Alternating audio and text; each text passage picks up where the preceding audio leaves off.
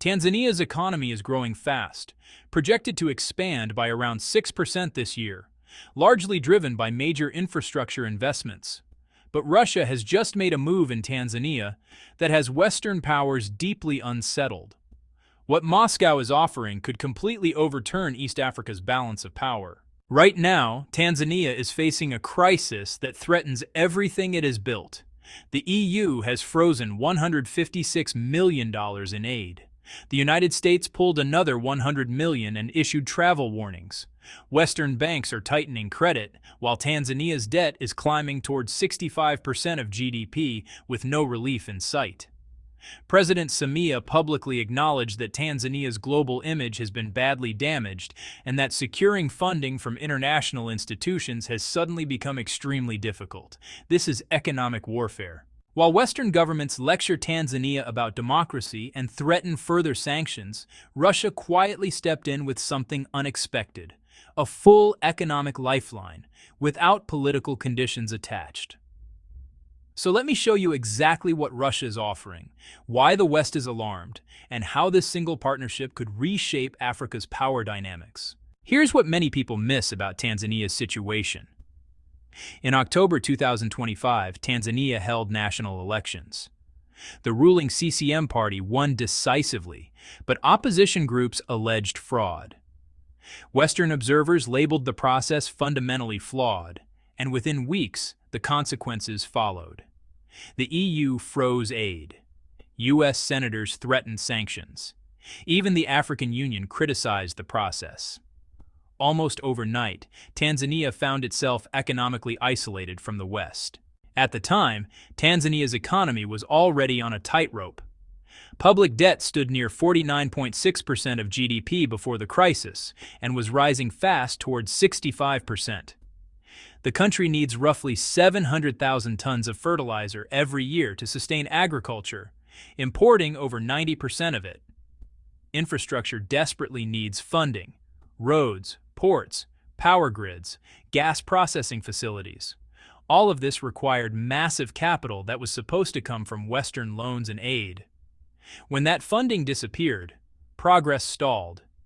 Tanzania's 2025 budget increased by 15% to about $21.88 billion, with funds directed toward nationally important development projects, road networks, modern railways, airports, and power generation. Historically, Western aid accounted for roughly 23% of government revenue. That's billions of dollars gone overnight. The timing could not be worse. Tanzania is pursuing Vision 2050, a plan to become a trillion-dollar economy through industrialization and infrastructure expansion. Without external financing, that vision collapses. So Tanzania turned east, and Russia was ready. On October 28, 2024, something major happened that barely registered in Western media. Russia's Minister of Economic Development, Maxim Reshetnikov, arrived in Dar es Salaam with a full delegation. He met with Prime Minister Kassim Majaliwa. The next day, October 29th, Tanzania and Russia held their first ever joint intergovernmental commission on trade and economic cooperation at the Julius Nyerere International Convention Center. This was not a ceremonial meeting. It was a working session focused on concrete deals across agriculture, energy, mining, infrastructure, tourism, everything Tanzania urgently needs. And here's the key difference. Russia came with offers, not conditions. No governance lectures, just business. So what exactly is Russia offering? First, fertilizer. Tanzania needs about 700,000 tons annually and imports more than 90% of it. Russia is already supplying the Tanzanian market and is prepared to significantly expand shipments. Minister Reshetnikov stated that Russian producers are ready to scale up deliveries and also assist with efficient fertilizer use and advanced agronomic training.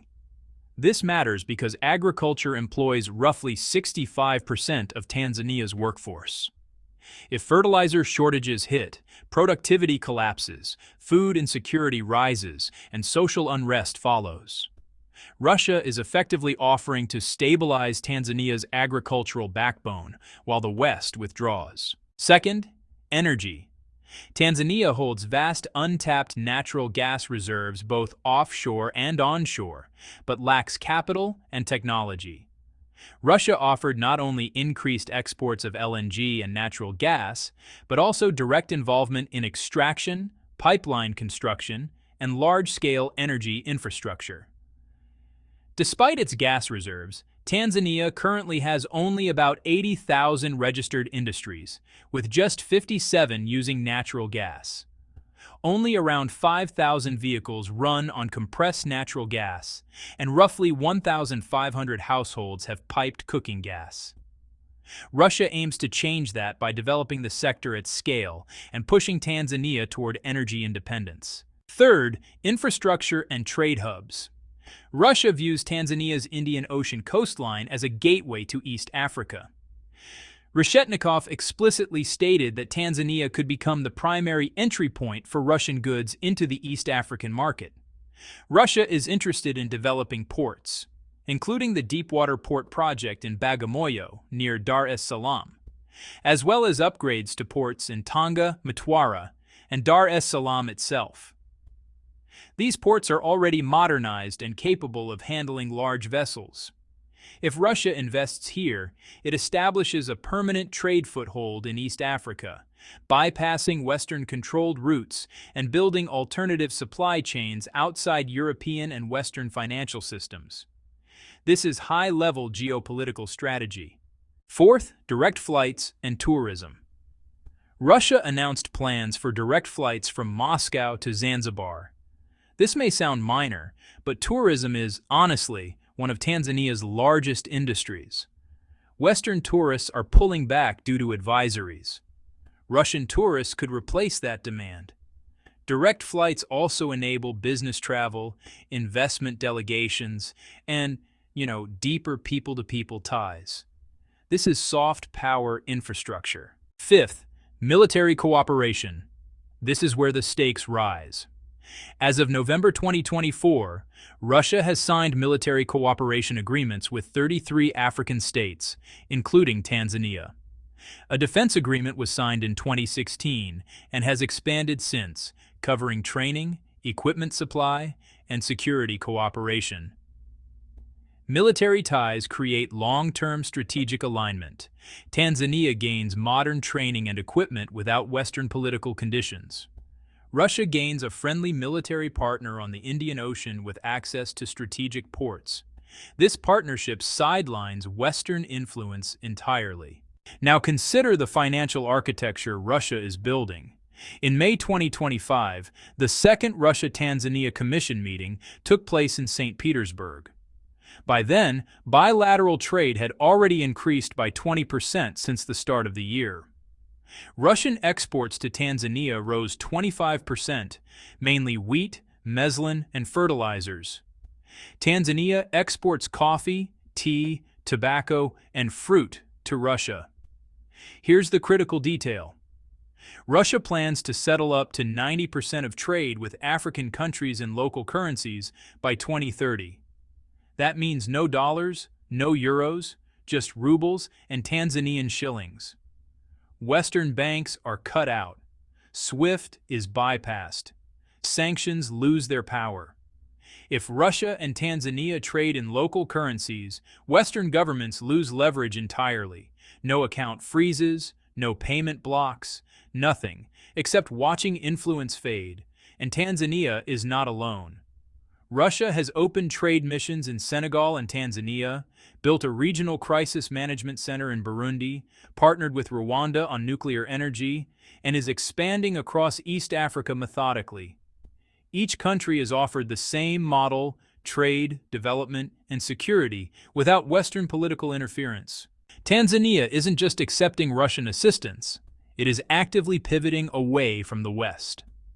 In August 2023, President Samia Suluhu Hassan attended the BRICS summit in South Africa, where she delivered a speech calling for a fairer global economic order and openly criticized the North-South divide. She described BRICS as a more balanced and equitable alternative to the existing international system. That was diplomatic language for one thing. Tanzania is done with Western dominance. Since then, Tanzania's foreign policy shift has accelerated. In December 2025, Tanzania's foreign minister met Russian officials on the sidelines of the Russia-Africa Partnership Forum in Cairo.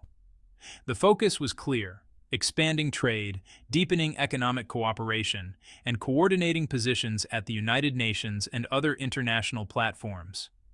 Translation: Tanzania and Russia are now voting together at the UN.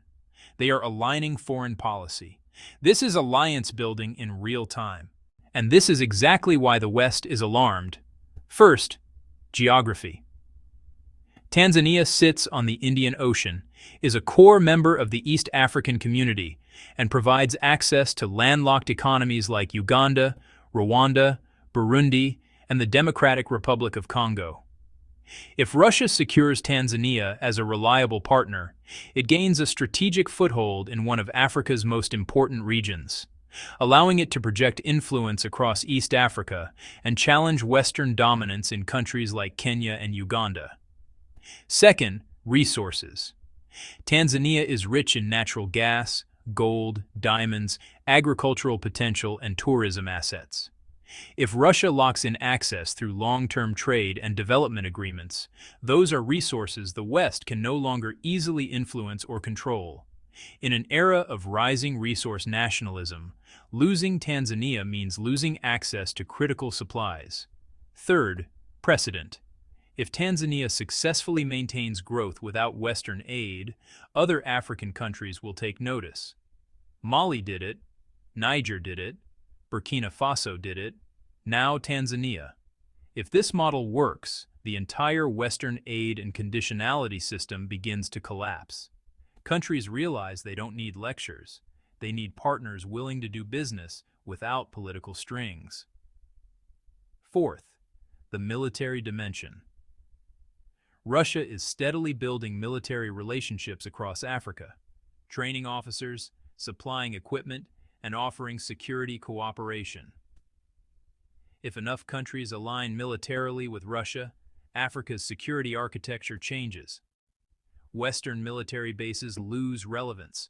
French and American influence declines. African states gain alternatives when conflicts emerge. Here's the most important part. Russia isn't forcing Tanzania to choose sides. Russia isn't an economic giant. Its economy is under heavy sanctions. Its GDP is smaller than Italy's. It can't match Western aid dollar for dollar. But Russia has something the West no longer offers: non-interference. Russia doesn't care about election disputes. It doesn't care about opposition arrests. It doesn't care about press freedom rankings.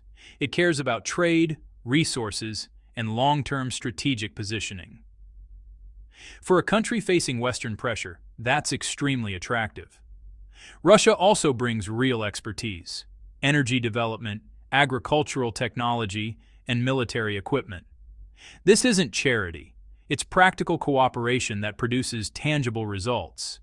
And Russia plays the long game, building relationships over decades while the West reacts to short-term political cycles. Yes, there are risks. Overdependence on Russia creates vulnerability. Western sanctions could expand. Some Russian projects may never materialize, but the alternative is worse. Without external financing, Tanzania can't fund infrastructure, can't import fertilizer, can't develop gas fields, and can't achieve Vision 2050. The West walked away over election disputes. China is focused elsewhere. Russia showed up when no one else would. Timing matters. Tanzania is not a small player.